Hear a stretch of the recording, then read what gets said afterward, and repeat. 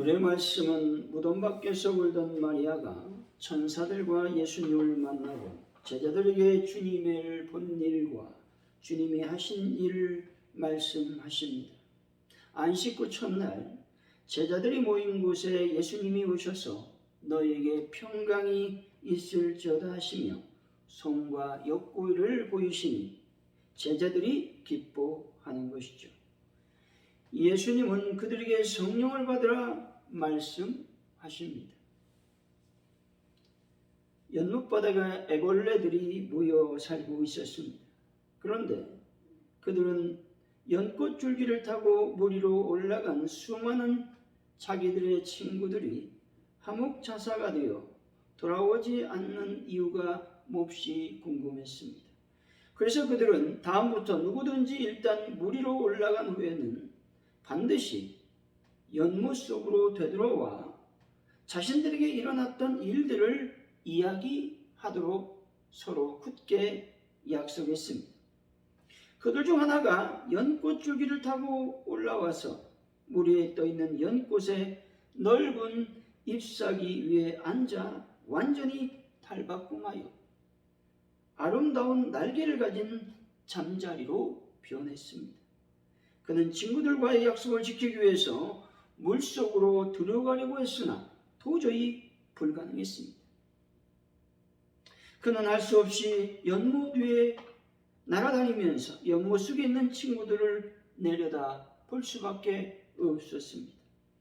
그리고 비록 자기들의 친구들이 자기를 발견한다 할지라도 이토록 아름답고 찬란한 모습으로 변한 자기를 바로 자기들과 같은 애벌레 중에 하나였다는 사실을 깨닫지 못할 것이라고 생각했다라는 것이죠.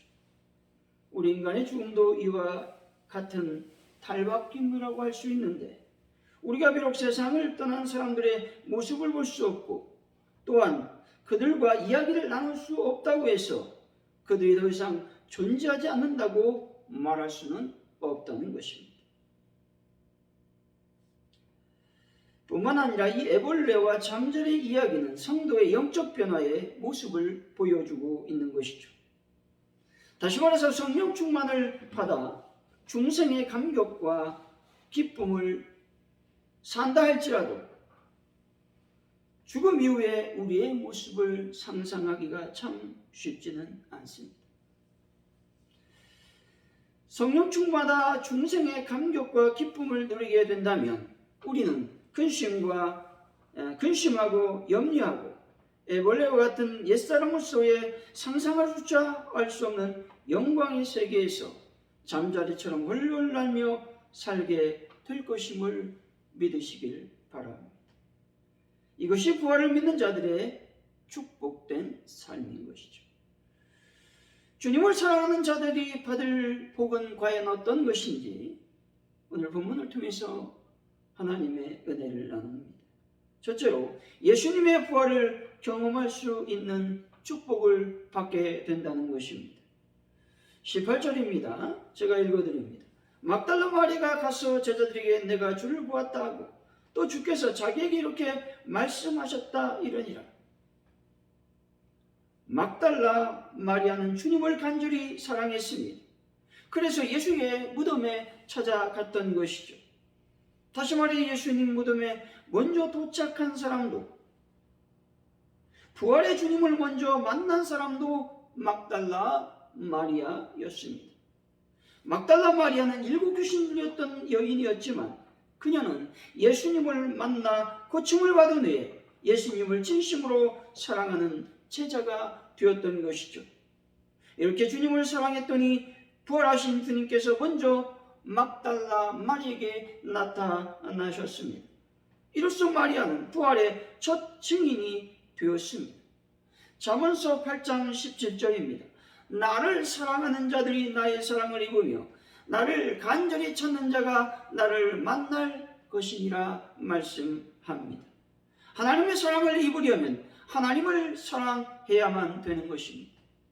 또한 하나님을 만나려면 하나님을 간절히 앙망하고 찾아야 되는 것이죠. 이것은 영적인 원리이자 자연 법칙인 것입니다. 하나님을 더 많이 사랑하심으로 하나님의 사랑을 더 많이 받는 분들이 다 되시기를 예수 이름으로 간절히 축원드립니다.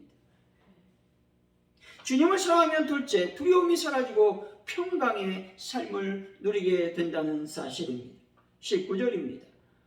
이날 곧 안식 후 첫날 저녁 때에 제자들이 유대인들을 두려워하여 모인 곳에 문들을 닫았더니 예수께서 오사 가운데 서서 이르시되 너희에게 평강이 있을지어다.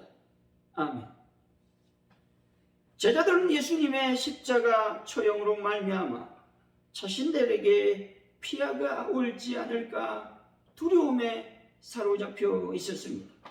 문을 닫았다라는 말을 통해서 제자들이 얼마나 두려워하고 있었는지 알 수가 있습니다.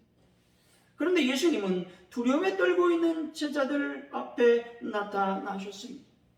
나타나셔서 첫 번째 하신 말씀은 평강이 있을지어다 라는 말씀이었습니다. 이 평강은 단순한 평안이 아닙니다. 이 평강, 다시 말해서 샬롬은 세상이 주는 일시적인 마음의 휴식이 아닙니다. 이 평강은 영원한 평안이며 어떤 환경 속에서도 흔들리지 않는 참된 안식을 말하는 것입니다. 예수님을 만나고 성령의 충만을 받은 제자들은 어떤 상황 속에서도 흔들리지 않는 평안을 소유했습니다. 제자들이 공에 붙잡혀 옥에 갇혔을 때에도 두려워하거나 슬퍼하지 않았던 것이죠. 예수님을 증거하지 말라는 공회원들의 압박과 협박에도 굴하지 않았습니다. 베드로와 요한은 이렇게 선포합니다. 하나님 앞에서 너희의 말을 듣는 것이 하나님의 말씀을 듣는 것보다 나은가 판단하라, 옳은가 판단하라 말씀합니다. 그러면서 그들이 이렇게 말하죠. 우리가 보고 들은 것을 말하지 아니할 수 없다. 단호하게 말하고 있습니다. 이들에게 어떤 두려움도 공포도 찾아볼 수 없습니다. 오직 담대함과 평안만이 이들을 지배하고 있는 것입니다. 예수님을 사랑하면 반드시 두려움은 떠나가고 평강이 임하게 된다는 사실입니다. 사랑하는 성도 여러분, 예수님을 더욱 사랑하여 평강을 소유하는 분들이 다 되시기를 예수 이름으로 간절히 축원드립니다. 셋째, 예수님을 사랑하면 성령의 충만을 받을 수 있게 되는 것입니다. 21절 22절입니다. 제가 읽어드립니다. 예수께서 또 이르시되 너에게 평강이 있을지어다. 아버지께서 나를 보내신 것 같이 나도 너희를 보내노라. 이 말씀을 하시고 그들을 향하여 숨을 내쉬며 이르시되 성령을 받으라. 아멘. 성령 충만을 받아야 되는 것이죠. 성령 충만을 받으려면 예수님을 사랑하는 길밖에 없습니다. 물질을 사랑해서는 성령 충만을 받을 수가 없습니다. 세상을 사랑하고 자기 자신을 사랑해서도 결코 성령을 받을 수 없는 것이죠. 예수님께서 십자가에 죽으시고 부활하신 목적은 우리들을 구원하시기 위해서였습니다. 뿐만 아니라 성령께서 우리 가운데 임하시기 위해서 제자들 곁을 떠나셨고 우리 곁을 떠나서 하늘에 승천하셨다라고 하는 것입니다. 예수님을 사랑하면 사랑할수록 세상과는 멀어지고 하나님이 가까워지는 것입니다. 예수님을 사랑하면 사랑할수록 예수님이 더 크게 보이는 것입니다. 사랑하는 성도 여러분, 부활의 아침, 부활하신 주님을 더욱 사랑하시고 항상 성령으로 충만하고 기쁨과 평안이 충만히 임하는 삶을 살아가는 귀한 분들이 되시기를 예수 이름으로 간절히 축원드립니다. 기도합니다. 할렐루야. 하나님 감사합니다. 오늘은 귀한 부활의 새벽에 부활의 주님을 예배했습니다. 특별히 부활의 예수 그리스도를 우리가 사랑하게 되면 부활을 경험할 수 있음을 말씀하십니다. 또한 우리에게 평강이 임하게 될 것입니다. 뿐만 아니라 성령으로 충만하게 될 것입니다. 오늘도 이 놀라운 하나님의 축복의 말씀 안에 머무는 저희들이 삶이 될 수 있도록 인도하여 주실 줄로 믿습니다. 주님, 또한 부활절 아침 예배로 11시에 우리가 드리게 될 때에 오늘 주일이 참으로 부활을 경험하는 또 부활의 예수님을 만나는 귀한 시간이 될 수 있도록 인도하여 주실 줄로 믿습니다.